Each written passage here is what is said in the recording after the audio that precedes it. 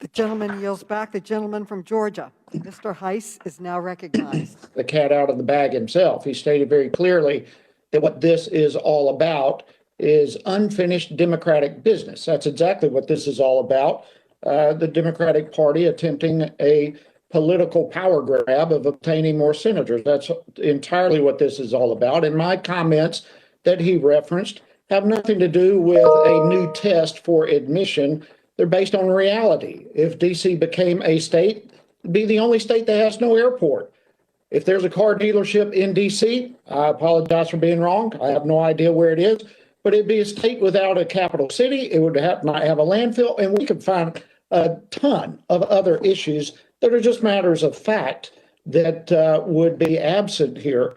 Mayor Bowser, let me ask you, is DC statehood a bipartisan issue in your opinion?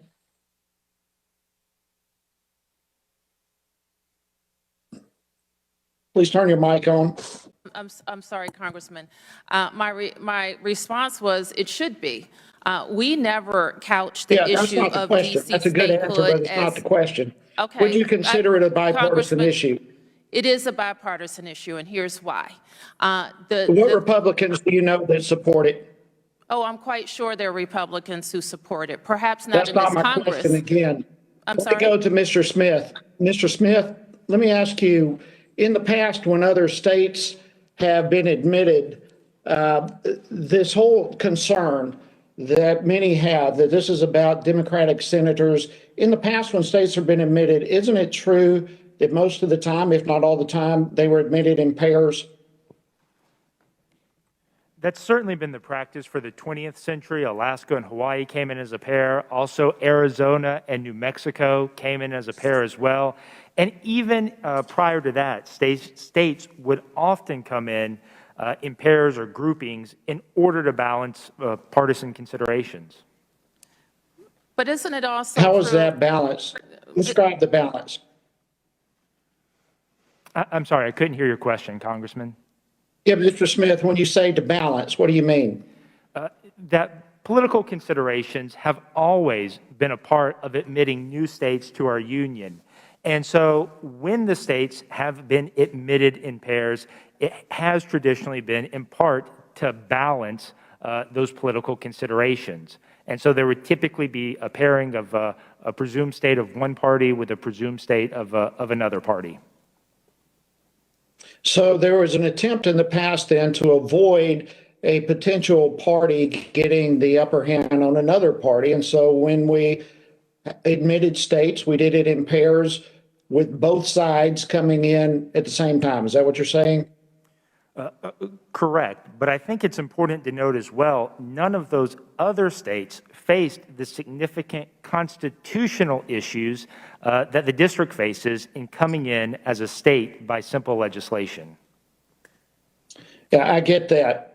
Mayor Bowser, are you aware of any movement afoot that would create a state to counterbalance DC?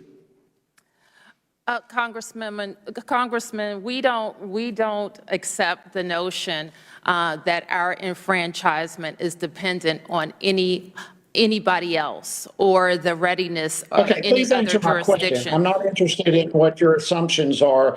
I ask you, are you aware of any other movement afoot for another state to be admitted that would be a counter to DC? I'm not sure if this Congress has any other bills like H.R. 51 and the D.C. Admissions Act.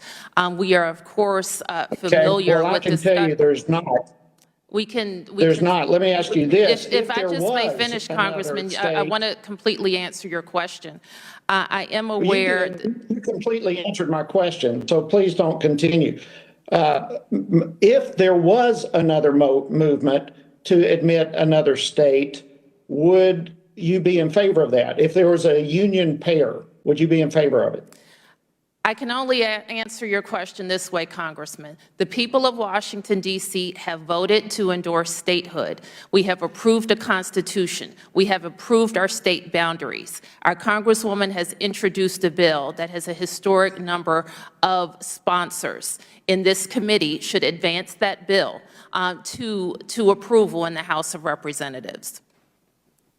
Thank you, Mayor Bowser, but that's again a great question. All due respect, a great answer to the question that I did not ask. DC residents have been voting in presidential elections since 1961. There have been, at least 15 presidential elections since that time until now. The most that any Republican president has ever received over that period of time is 20% coming out of Washington, D.C. And that 20% was when the Republican president won with 520 electoral votes. And yet D.C., the most ever, voted Republican 20% in that election, clearly out of step with America. And that combined with the fact that our history as a nation admits states that are paired together so it does not throw off balance the political structure of our country.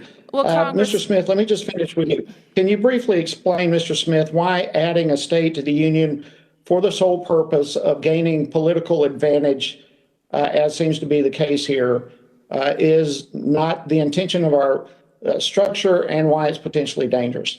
This is, the gentleman's time has expired. The gentlelady, the Honorable Bowser, can answer the question.